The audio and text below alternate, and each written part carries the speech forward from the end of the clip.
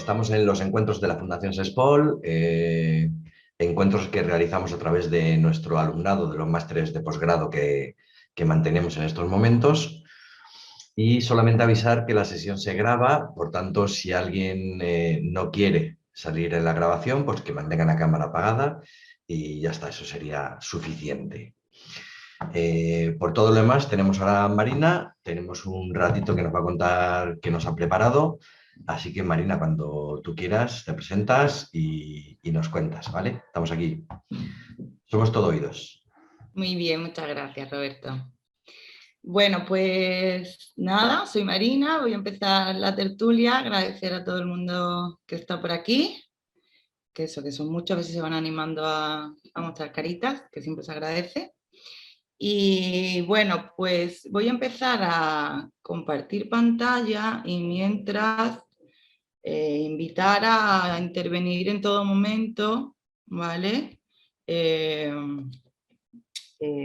Bueno, pues cualquier aclaración, cualquier pregunta, cualquier cosita. Ahora voy a hacer la presentación mía.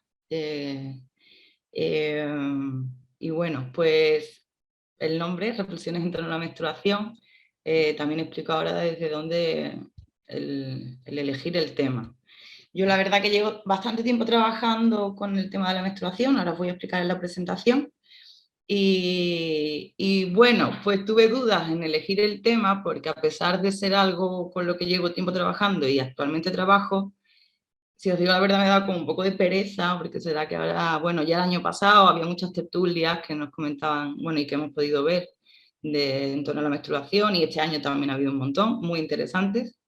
Pero bueno, ya me daba como un poco de pereza hablar del tema porque ahora que ha llegado a las mesas políticas como que está muy, bueno, pues que está muy en boca de mucha gente, pero bueno, como siempre me dice una buena amiga, las cosas hay que hablarlas, hay que soltarlas fuera para después poderlas trabajar.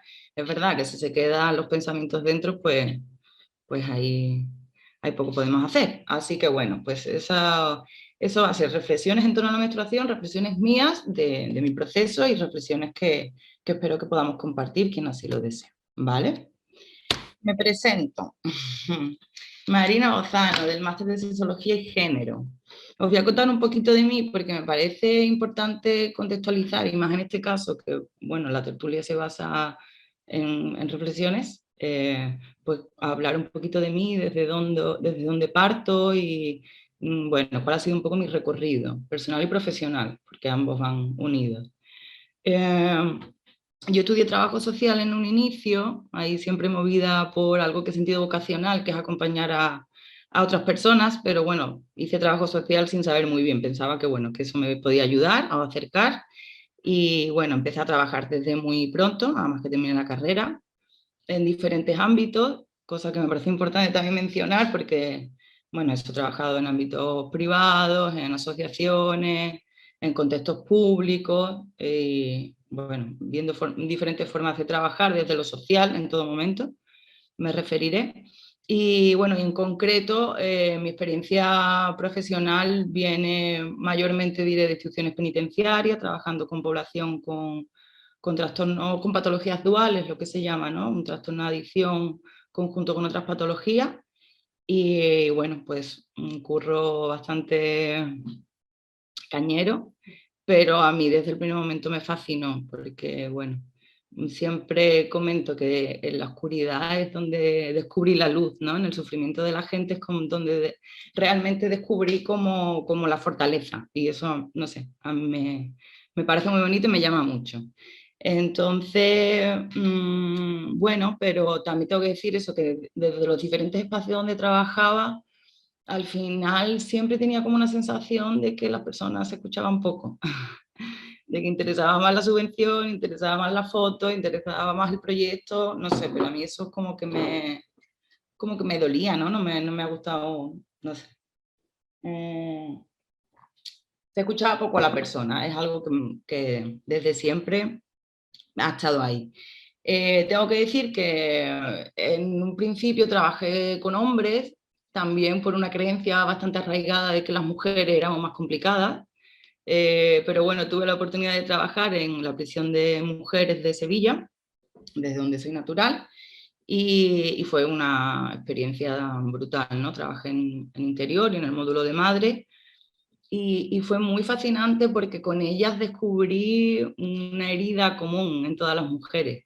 Me vi muy reflejada en unas personas que también la sociedad nos pinta como muy alejadas. Vi que compartimos miedos, compartimos creencias, compartimos discriminaciones, agresiones, dolores, en fin. Y eso me transformó mucho a nivel personal y profesional. He estudiado mucho carreras de máster, porque aquí nos enseñan un poco así, pero no sé, yo siento que de ahí poco conocimiento he sacado. Yo siento que más son las experiencias de donde beben realmente mis verdaderos conocimientos. Y bueno, es lo que quiero compartir, también por mi naturaleza soñadora, muy aventurera, y que me lleva, bueno, pues a querer conocer la vida, otras realidades, querer viajar, y bueno, eso forma parte de mi espíritu. Bueno, luego estudié psicología, también hay movida un poquito por eso, por el querer conocer más, por siempre ahí buscando como la clave, hasta que poco a poco te das cuenta que no hay una clave, ¿no? Que es según la persona, según el momento, pero bueno, sí que la psicología me ha abierto un montón de puertas, un montón de caminos. Y luego viajé a Sudamérica, voy a intentar resumir un poquito, dejé de lado pues trabajos y universidades y me fui a conocer otras realidades, y también y sobre todo movida por un afán de un trabajo personal. Desde Sudamérica, por lo menos yo creo que desde ahí es donde llega un movimiento muy fuerte de trabajar la salud femenina, muy ligado también a la naturaleza, digamos una forma, una espiritualidad que al menos yo no he vivido aquí en España o no he sabido hacerlo. Y bueno, me sentí también interesada por ello y me fui para allá. En concreto, con el tema de la menstruación, bueno, siempre he tenido una muy mala relación con mi menstruación, con mi cuerpo, también podemos decirlo, ¿no? Con dolores menstruales, entonces, bueno, también me he movido un poco por querer conocer más, me fui para allá. En este camino conozco a una chica mexicana que imparte un taller, que yo me formo con ella, que se llama el Taller de las Niñas Sabias. Esta chica es Ana Figueroa, la podéis buscar en las redes o si alguien quiere más información me pide. Y bueno, yo cuando le escuché a esta mujer me aluciné. No había conocido hasta el momento ningún taller que fuera para niñas, siempre veía cosas que eran para ya para adultas. Entonces, bueno, un poco desde mi experiencia de haber trabajado con personas, con mujeres en concreto bastante dañadas, sentí que era, bueno, no fueron descubrimientos, fue mi propio descubrimiento, como, claro, esa es la clave, ¿no? Irte a la infancia y poner ahí la semilla de amor, un poco a lo mejor cansada de poner tiritas a heridas que ya tenemos de mayores. No sé, sentí como, claro, la infancia, ¿no? Dar una buena educación sexual, en este caso menstrual. Bueno, me interesó muchísimo y me lancé a un proceso más profundo personal y profesional con el tema de impartir talleres, por allí por Sudamérica y luego aquí. Luego, y para terminar ya con mi presentación, diré también que tengo la suerte de que mi compañero de vida es de Senegal y he tenido la suerte de tener una red cercana de, bueno, en este caso eso, de mujeres y niñas allí, y de conversar, de observar otras realidades, otra forma de vivir la sexualidad, la feminidad y en este caso la menstruación. Y entonces, bueno, pues toda esta experiencia es lo que, bueno, pues me hace siempre poner la vivencia, ponerla en valor y poner sobre todo la importancia, perdón, al contexto, el peligro de las generalizaciones y sobre todo eso, las heridas que compartimos, ¿no? Que por muy diferentes que seamos de clase social, cultural, religiosa y lo que queramos, al final compartimos muchas cosas y la menstruación la compartimos. Así que, dicho esto, mi perspectiva es feminista, es interseccional, es antirracista, es comunitaria, es de cuidado y es de conciencia personal y colectiva. Pues yo soy una mujer concreta con un origen social, familiar y territorial concreto, con unas evidencias concretas, blanca, española occidental, heterosexual, de origen de clase media. En fin, pues interesante recalcar eso, que la reflexión va desde mi persona. Aclaraciones previas. A ver, un momentito que me estoy yo tapando mi propio... ¡Uy! Uy, uy, uy. A ver. Un segundito. Vale. Espacio de reflexión y contraste entre profesionales. Mi deseo es ese, hacer un espacio de escucha.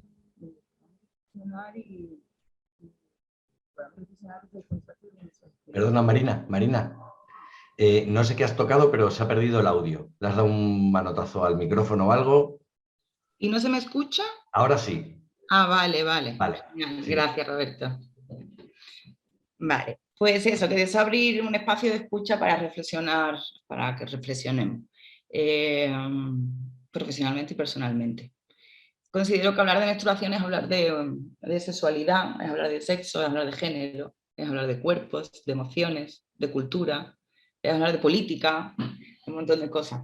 Por eso, hoy quiero abrir un espacio de reflexión como futuras profesionales de la sexología, no tanto desde la teoría, sino más bien desde la importancia del propio proceso reflexivo, de la capacidad crítica, de la escucha, de incluir es fundamental la propia, y de la fuerza de la comunidad. Todas ellas creo que son herramientas necesarias para nuestra labor y por eso pues, me parece importante que tengamos espacios donde pararnos a escuchar lo que oímos, sentir cómo se remueve por dentro y ser coherentes.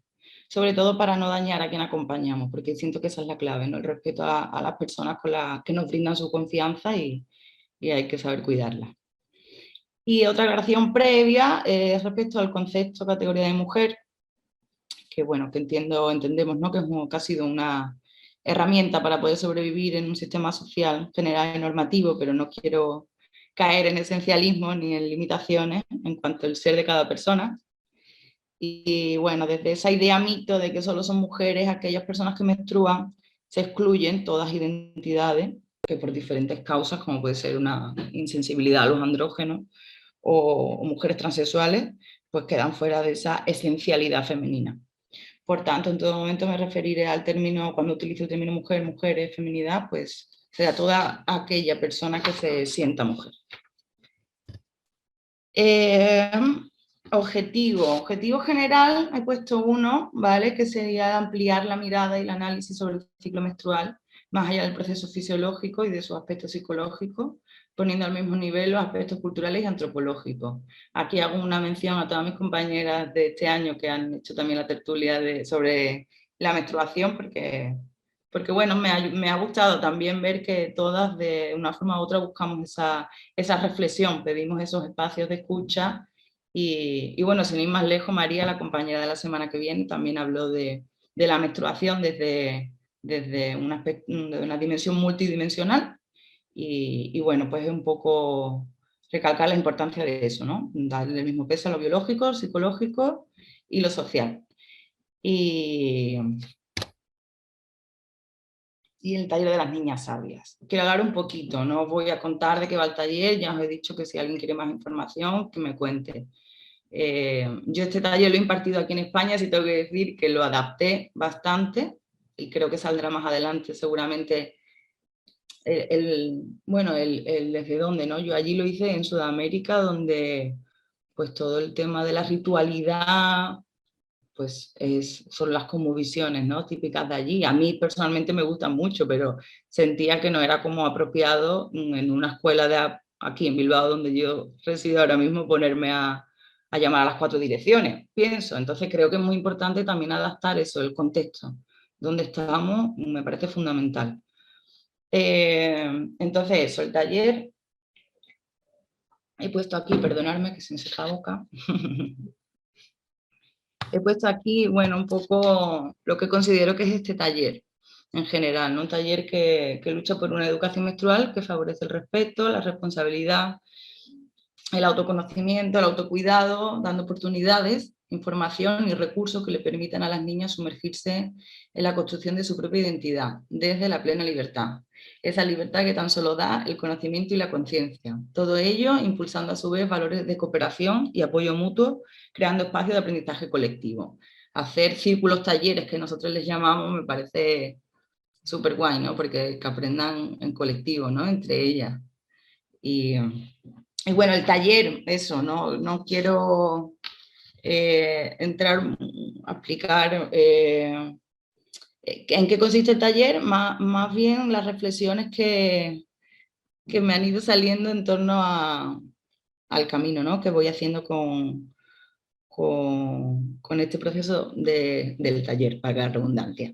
Vale, la menarquía es un momentazo, un momentazo, un momento de donde la pubertad, donde de repente todo cambia, ¿no? Llega un sangrado, que me parece súper importante decir, no es un sangrado, es una mancha marrón, que no nos lo dicen, y luego ve la sangre, la mancha marrón y es el primer, wow, gran susto, que tan fácil dando la información, ¿verdad? Se podría evitar, pero bueno.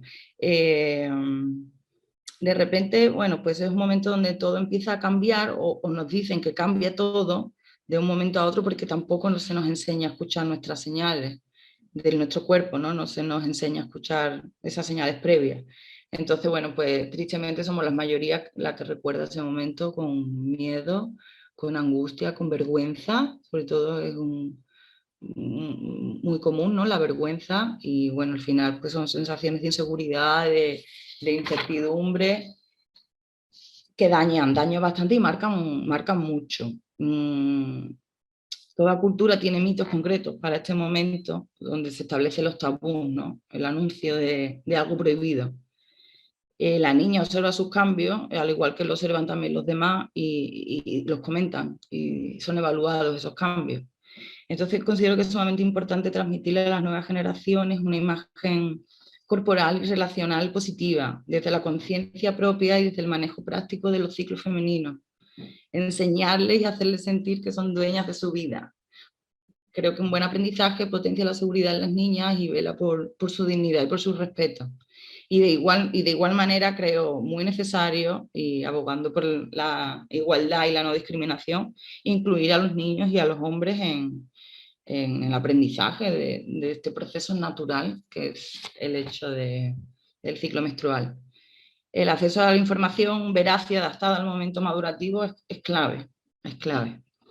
Y bueno, siento que las niñas y los niños necesitan espacios de confianza que respeten sus ritmos y permitan las expresiones de sus dudas. Un espacio en el que se recuerde lo importante que son y el lugar que ocupan en el mundo. Una cosa que a mí me alucina, pero bueno, será porque también tengo que decir, bueno, como he dicho al principio, trabajé con personas adultas, entonces con niñas, que es con lo que he trabajado, los talleres. Yo no he abierto todavía talleres con niños, tengo que decirlo, pero eso, el taller con niñas, eso era la primera vez, perdón, que trabajaba con infancia. Entonces, bueno, pues cosas que a mí me han llamado mucho la atención es la siguiente pregunta. ¿Con qué edad empezar a dar educación menstrual? Y la amplía educación sexual, ¿no? Me fascina porque, como hemos dicho antes, hablar de menstruación es hablar de cuerpo, es hablar de emociones, hablar de límites, hablar de respeto, es hablar de comunicación, de placer. Me ha llamado mucho la atención, las niñas más jóvenes a las que he impartido taller tenían 7 años, y personalmente me ha llamado mucho la atención que con 7 años ya sienten rechazo hacia sus genitales. Ya es guau, qué asco. Con 7 años, da asco su propio cuerpo, el de las niñas. A mí eso me ha impactado muchísimo. Entonces, bueno, pues desde las redes más cercanas es donde se instala pronto el tabú, ¿no? Desde la menstruación. Justo cuando no hablamos de algo por considerarlo inadecuado o demasiado pronto, ¿no? Es que es muy joven, creo. Entonces al final dejamos de hablar de algo que está ahí y que todo el mundo sabemos que está ahí. Y cuando no se habla de algo que está ahí, todos sabemos que está ahí, se interioriza de que es algo que es malo, ¿no? Algo prohibido, algo será malo, ¿no? Si no se puede hablar. Y bueno, y también, y vuelvo a recoger a la compañera María, porque también lo habló la semana pasada, que educar no es dar información. somos espejos, somos referentes. Podemos decir algo, pero si luego mi actitud es de rechazo hacia mi cuerpo con comentarios o con conducta, la niña va a aprender eso, no va a aprender la parrafada que le sueltes. Entonces algo que se nos olvida, ¿por qué? Porque nosotros no hemos tenido eso, no es cuestión tampoco de machacarnos, ¿no? Yo no soy mami a día de hoy, sino hablo no solo como madre, sino como adultos, ¿no? Referentes. Entonces, eso es normal porque no hemos tenido tampoco ese aprendizaje. Pero bueno, como digo, son cosas sutiles que marcan grandes diferencias y que no somos conscientes. Y por eso he querido traerlas un poquito para comentarlas. El taller que yo hago, como he dicho, lo hago con niñas, a día de hoy solo lo he hecho con niñas y con madres. Porque lo he hecho así, no porque cierre y tengo idea de hacer otros formatos, pero el a día de hoy la experiencia que tengo es esta.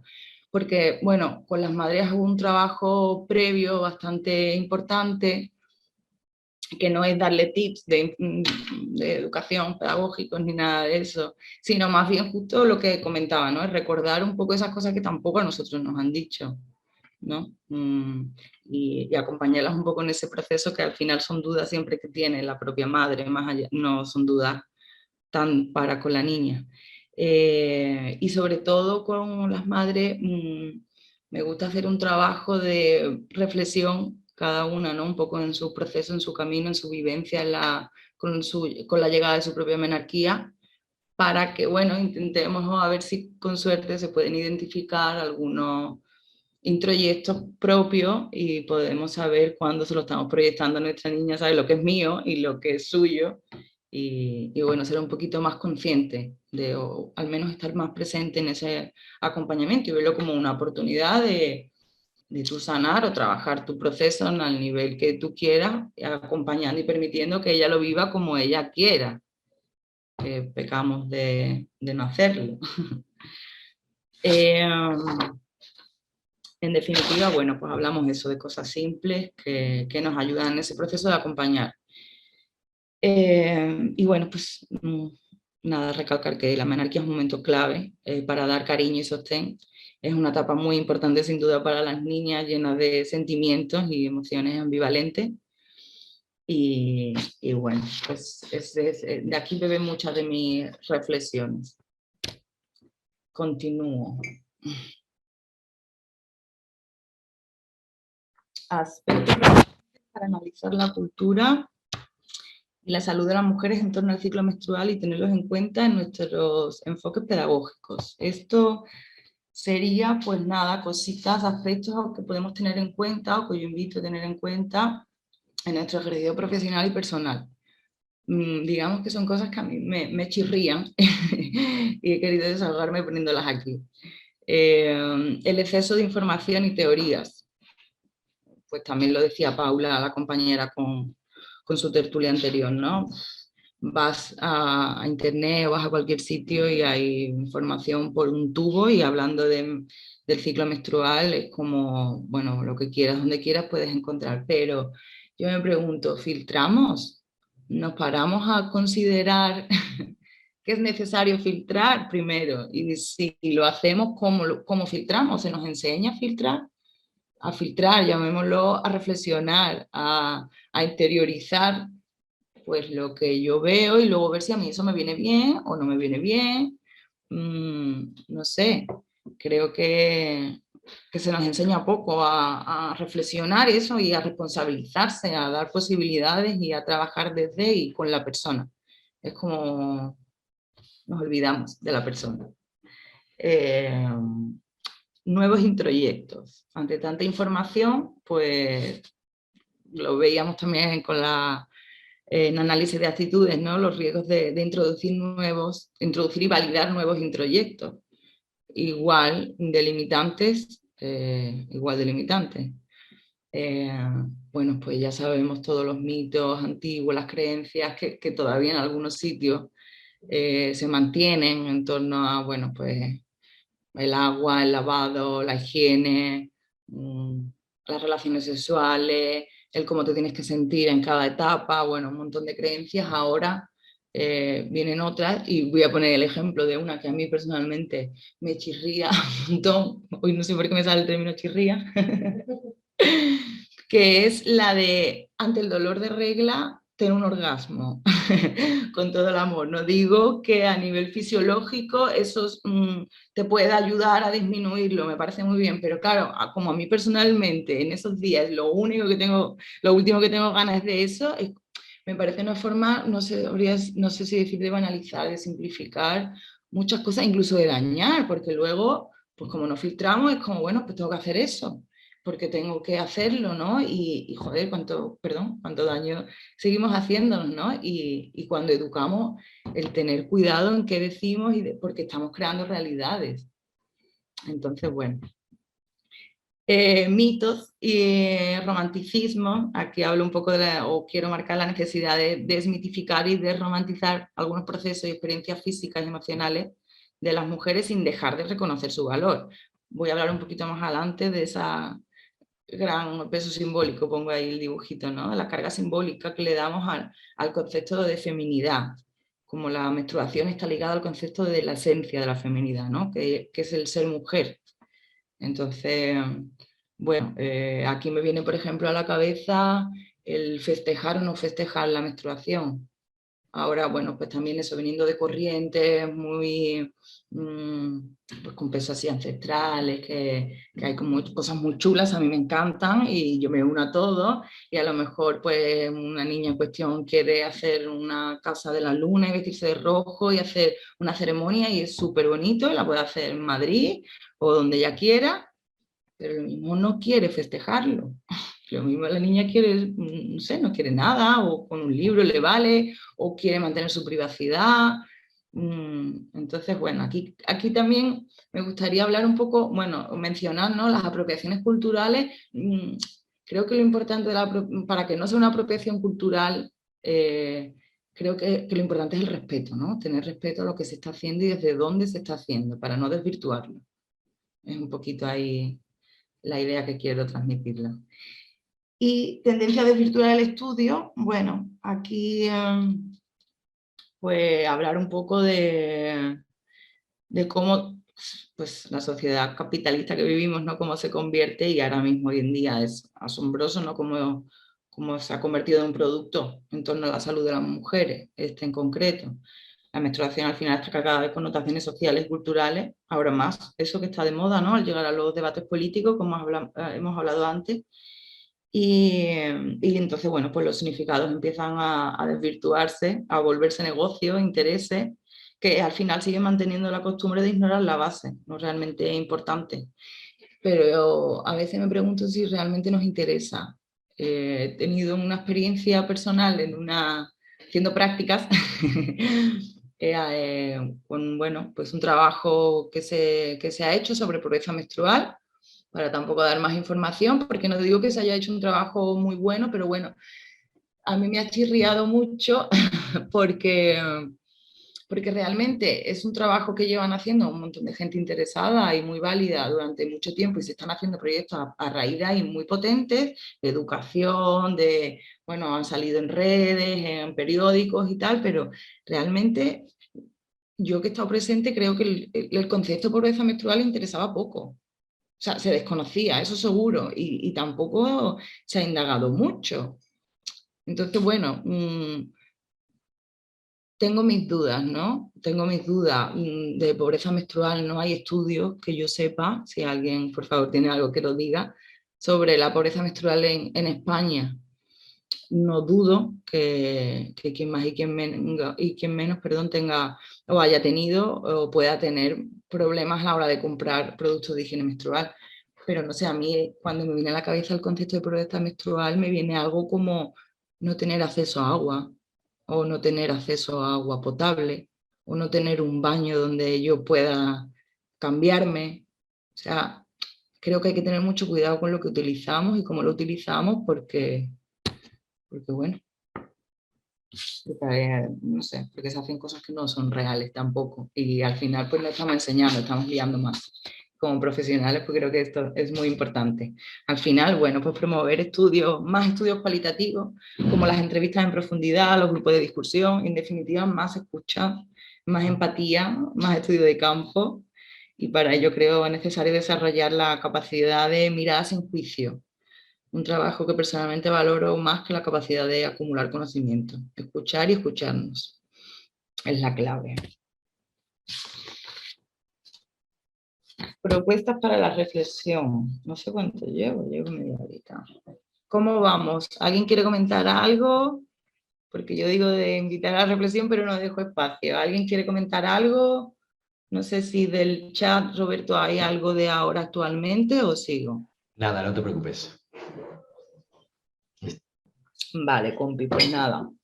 Propuestas para la reflexión. Bueno, pues sigo ahí lanzando reflexiones y he elegido pues 3 temas que voy a comentar un poco brevemente, que bueno, pues que me parecen muy interesantes. Uno es la sacralidad de la fertilidad, muy interesantes a tener en cuenta, ¿no?, en nuestro análisis y reflexión. El mito de la feminidad igual a la maternidad, la llegada de la menstruación como símbolo de convertirse en mujeres, esa gran fase de enhorabuena, ya eres mujer, por favor, eliminémosla. El hecho de ser mujer lo mantenemos ligado al ciclo menstrual, es así. Se sigue escuchando, ¿no?, ese enhorabuena, ya eres mujer, cuando llega la menarca.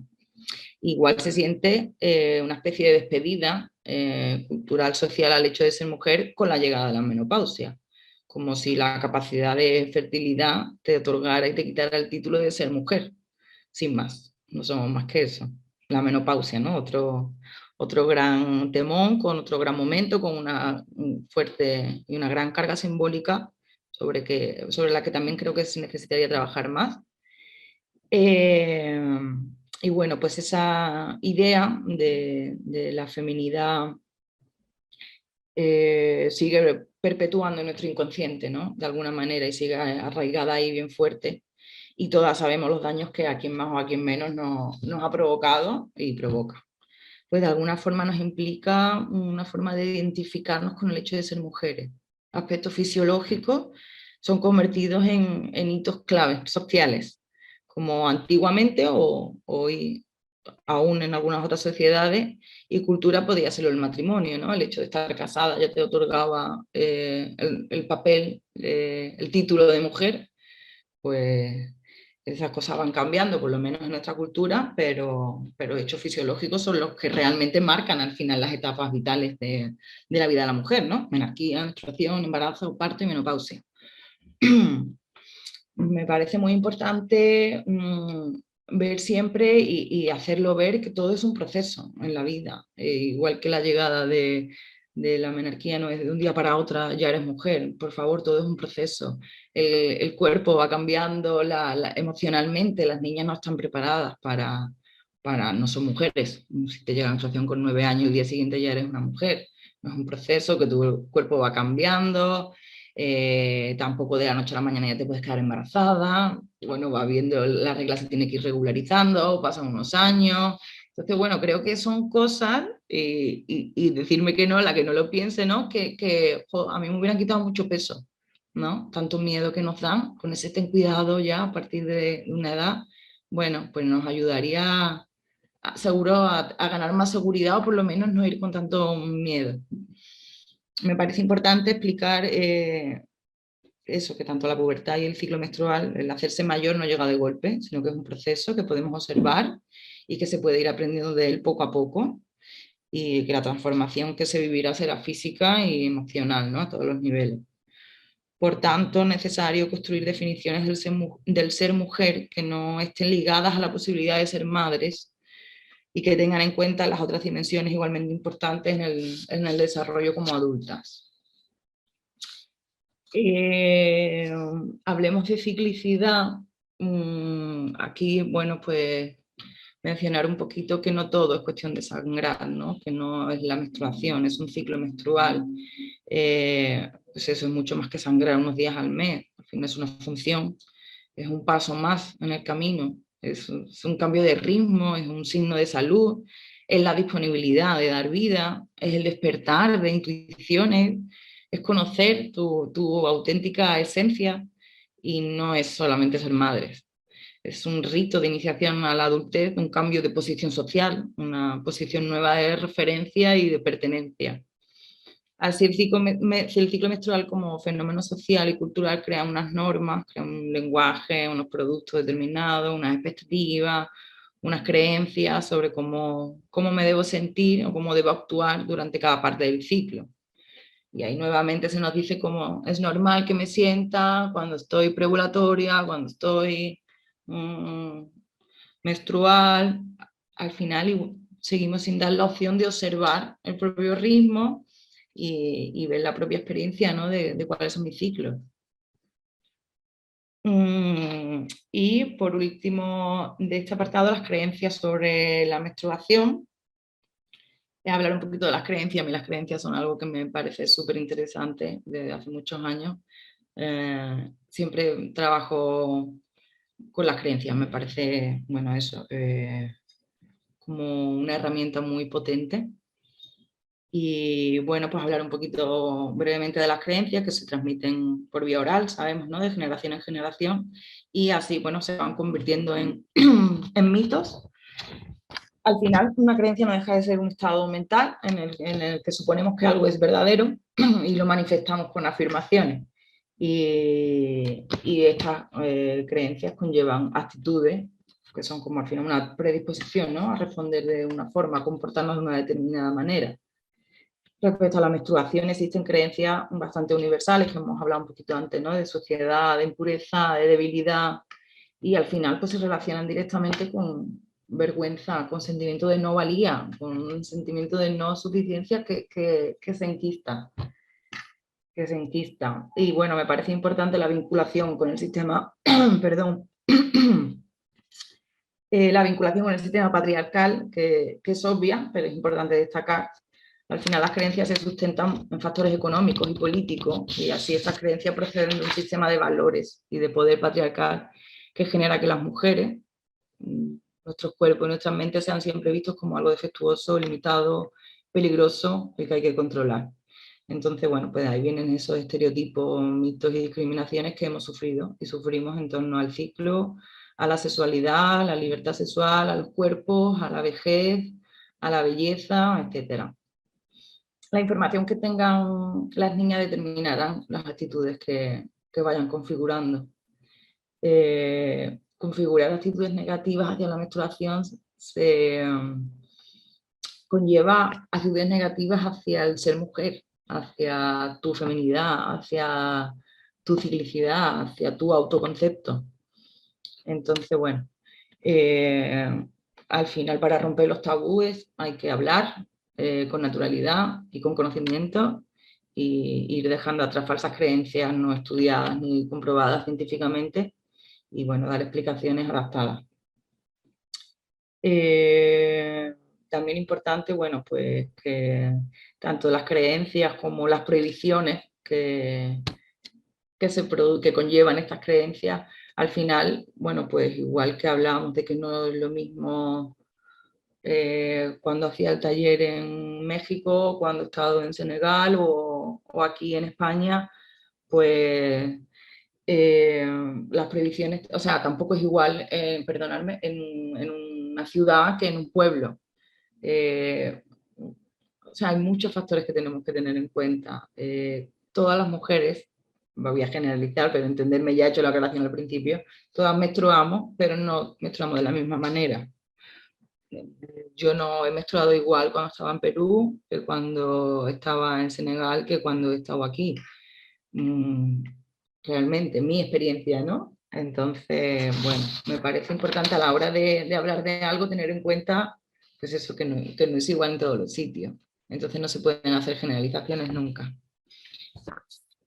Vale, pues ya para ir finalizando, hablo aquí de cómo abordar el ciclo menstrual desde el empoderamiento y la agencia. Y bueno, pues está ahí como para mí lo que considero pilares básicos o claves súper importantes. es a partir del propio conocimiento de nuestro cuerpo, físico, emocional y espiritual, de donde nos hacemos responsables de nosotras. Solo desde ahí es posible el autocuidado. Por eso creo que la autoobservación, la autoescucha y la autogestión de nuestra salud son fundamentales. Considero que la sabiduría proviene de nuestras experiencias y de nuestras vivencias y esa llamada intuición, pues estaría bien que permitamos que se manifieste y confiemos en ella. Y otro pilar fundamental, sin duda, es la comunidad, el compartir. Siento que desde el compartir es de donde nuestras observaciones se hacen reales, donde se comprenden, donde se integran, reunirnos con otras mujeres y compartir, como los hacían las abuelas en las puertas de las casas, en los pueblos, o donde en otros muchos sitios como ahora no me entiendo Senegal se hace a diario. El compartir inquietudes, descubrimientos, dolores, hablar, naturalizar. Eso es sanar, es acompañar y es transformar. Entonces considero que desde el espacio comunitario donde brotan las semillas y desde el compartir donde realmente somos. Sin duda, yo considero que sin duda. Lo que pasa es que creo que nos cuesta verlo, sobre todo con la visión individualista, ¿no? Que en Occidente tanto pues, hemos mamado.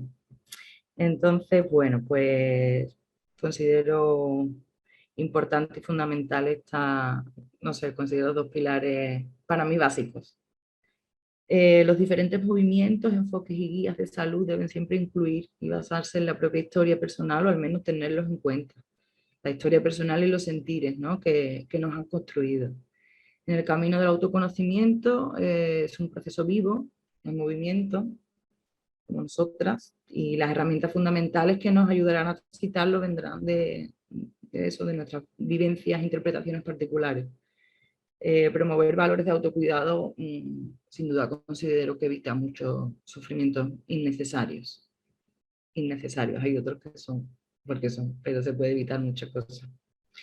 Se necesita escuchar más las voces de las mujeres, escucharnos más de verdad entre nosotras, a nosotras, y dar permiso a las experiencias, a la comprensión de los propios ritmos, de los ciclos menstruales, vitales, corporales.